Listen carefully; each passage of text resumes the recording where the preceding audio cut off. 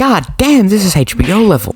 After being delayed out of last year, Wonder Man is finally here and it's great, which a lot of people found surprising since all the episodes came out at once instead of weekly, which basically is just Disney saying that they have very little confidence in this show. But honestly, with the way the show is structured, I think all the episodes dropping at once was a good thing. Like, I'm happy I got to go from the Doorman episode then straight back to Simon's story without having to wait a week. Actually, you know what, let's just talk about that episode right now. The Great Lakes Avengers has always been one of the most underrated Marvel teams, so when I heard that my favorite member of the team was going to appear in this show, I was pretty skeptical, especially since the last time a member of that team appeared in the MCU was a pretty superficial adaptation of him. And I guess this is too, but I think that's fine because it's clear the writers actually care about this character and they use his powers in a way that's specific to him. Unlike in She-Hulk where they clearly just wanted an invincible character, so they went with a guy named Mr. Immortal, and that's okay I guess. But this time around they decided to go with a standalone episode centered around Doorman, kind of like the standalone episodes in Mythic Quest, which allows for this episode to be exceptionally different from the rest of the show, but it's still connected to the rest of the show using the Doorman Klaus, which is probably the most creative idea to come out of Marvel in the past 5 years. Now, a lot of people called this episode a masterpiece, and while I do not disagree, I also do not agree. What?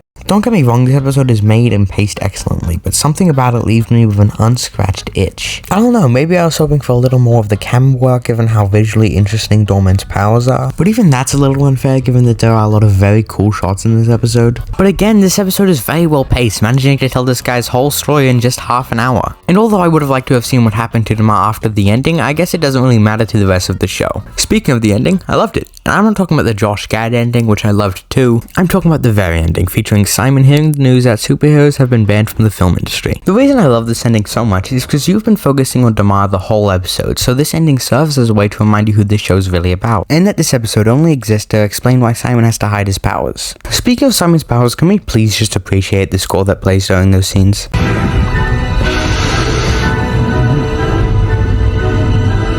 It goes unreasonably hard and fits the vibe of the show perfectly. And the vibe is a pretty important part, and another thing that builds it up is the costume design. And I'm not even talking about the Wonder Man outfits, I'm talking about the regular clothing these characters wear 90% of the time. Something about that blue jacket look Simon is wearing in the first couple episodes strikes a chord in me for some reason I don't even understand. Also, I love this Mandarin look, it's so complicated yet simple. Also, I really love Trevor Slattery's arc across Iron Man 3, All Hail the King, Shang-Chi, and now this. People talk about Tony Stark being the anchor being of the MCU, but it has to be Trevor. You cannot convince me otherwise. Speaking of Trevor, I really like the bromance between him and Simon, as Trevor serves as a way to show the dedication of Simon, because Trevor's already been around and kind of had his time in the spotlight, so it doesn't really need this role, while Simon does need this role, not just to break into the industry, but to fulfill his childhood dream. And Simon's powers are used in a genuinely great way, only being used occasionally and to show what Simon is feeling at that moment, because his powers are essentially just getting mad and it goes strangely hard. Anyway, the structure of a show is the most important part, and Marvel isn't exactly fudging that, because the structure of Disney Plus shows aren't the best. Thing is, Marvel makes shows like they're long movies, and that rarely ever works, so the only MCU shows I think of a good format are Wandavison, Loki, and Moon Knight. And now this, in fact I think it's the best structured MCU show, because it's formatted like an actual show and even has a pretty good mix of episodic and serialized. Because each episode is pretty loosely connected to each other, but they all intertwine in the ending. Speaking of the ending, can we just appreciate how hard that went? They could have so easily just made a basic ending of Simon breaking Trevor out of prison, but instead they did a whole freaking epilogue, which surrounds Simon tricking this guy who works at the prison into thinking that he needs to study him for a role so he can actually break Trevor out instead, which sounds way worse than it actually is. I think the reason I like this so much is because they made this prison guard an actually layered character in such a short amount of time, which is something they did absolutely not need to do. But I'm happy they did, and I hope the guy who plays him starts being in more stuff because he's really good in this. And I love the needle drops in the last episode, like California was great and so was the Ari Nielsen song in the end, which is probably the best needle drop in the whole show. Yahya Abdul-Mateen's performance as Wonder Man is excellent, and I'm praying Wonder Man gets a season 2 because Marvel cannot waste another amazing actor. And I do think a season 2 is likely, especially with Marvel trying to change the way they make TV. And since Daniel Desencretin, who co-created the show, is directing Spider-Man Brand New Day. And if Wonder Man doesn't get a season 2, we can just do something as simple as eat Bob Iger.